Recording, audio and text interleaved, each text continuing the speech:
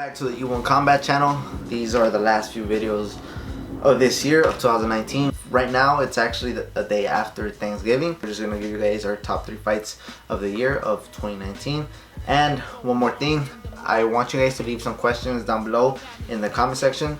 We will be having a Q&A soon, so we hope that we can answer as many of the questions that you guys leave in the comment section. Yeah, man, these are our top 3 fights of 2019, and we're gonna take it away with Lewis. Yeah, so the first fight that I have is gonna be Daniel Cormier and Steven Miocic. There's the rematch. It looked like it was gonna be an obvious decision for Daniel because he was being more active and more aggressive until I think round 3 or 4, where Stipe kept landing the same body shot. He just kept spamming it, and Daniel didn't have a solution to it for it, and so he ended up finishing him in the 3rd or 4th round by those body shots that he just kept doing it. He was hurt, obviously. You can tell by the marking on his face. He just went for it, and it paid off in the end.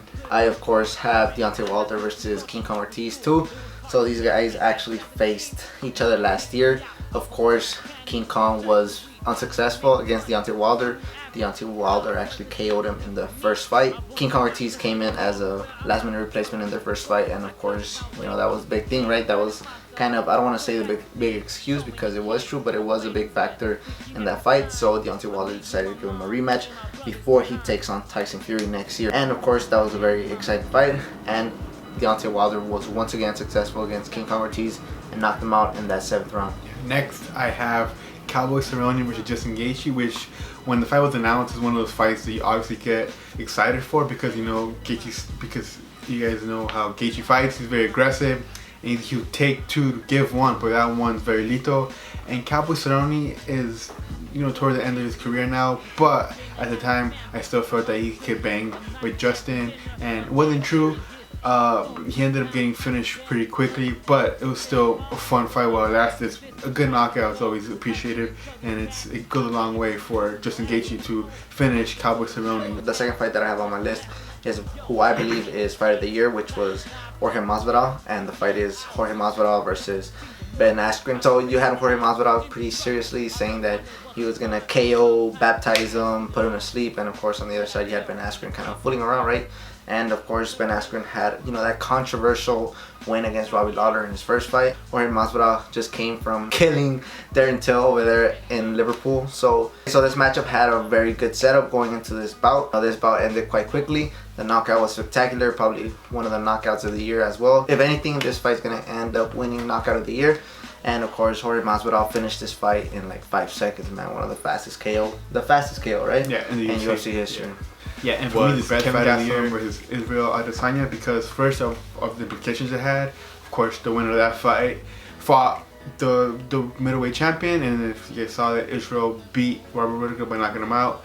But during the Kevin Gastelum fight, both fighters could have won that fight because both fighters were very close to getting finished, and towards the end of the fight, Israel put it on Kevin Gastelum more and almost finished him late in the fight, which for me is worth more, and he won decision, which I respect. And so even though Kevin Gastelum is my favorite fighter, the right man won that fight, and then he went on to win the middleweight title. So that's my favorite fight of the year, and for sure we're definitely going to see a rematch. Yeah, and as we speak, like we told you guys, we're a day after Thanksgiving, so this rematch hasn't taken forth. But in my honest opinion, fight of the year goes to Anthony Joshua versus Andy Ruiz. In this moment, we don't know the result of the second fight, which will actually take place in a week from now. But we do, of course, know how the first fight pretty much played out, and it was, you know, a lot of back and forth action. Andy Ruiz seemed like the guy that was just there to be kind of like a sacrificial lamb, and it just felt like a lot of the world, or most of the world, just felt like this bout was going to be one of those bouts that was just kind of like the welcoming to America for Anthony Joshua, because this was his first fight in America, and things just didn't go as planned. I don't know if Anthony Joshua didn't take Andy Ruiz seriously, but of course, you know, as the bout played on, you guys see Anthony Joshua drop out and Andy Ruiz first, and of course Andy Ruiz just comes back and eventually stops Anthony Joshua, you know, and then out of nowhere we have a new star in the heavyweight division, and of course our new and first and only Mexican heavyweight champion of the world. So yeah, man, that's probably like one of the most exciting fights.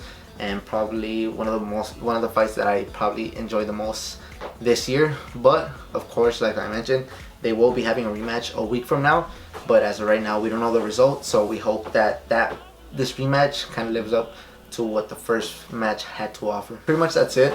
If you guys want to follow us, there will be a bunch of links in the description box, so you guys will find his personal Instagram, my personal Instagram, and of course the team Instagram. In our team Instagram, you guys will see news, highlights, results of fights that are going on in the MMA and boxing world. Or if you guys want to see some behind the scenes of what we do in our personal lives, then of course I would suggest that you guys follow our personal Instagrams. I also suggest that you guys actually check out our Facebook. I know some of you guys probably don't have Instagram at all and are still on Facebook, so I would suggest that you guys go check out our Facebook page. Our website is currently not up yet, so we'll actually be fixing that. So yeah, man, pretty much that'll be it, and hopefully you guys leave a bunch of questions that we could answer in the Q&A before this year ends.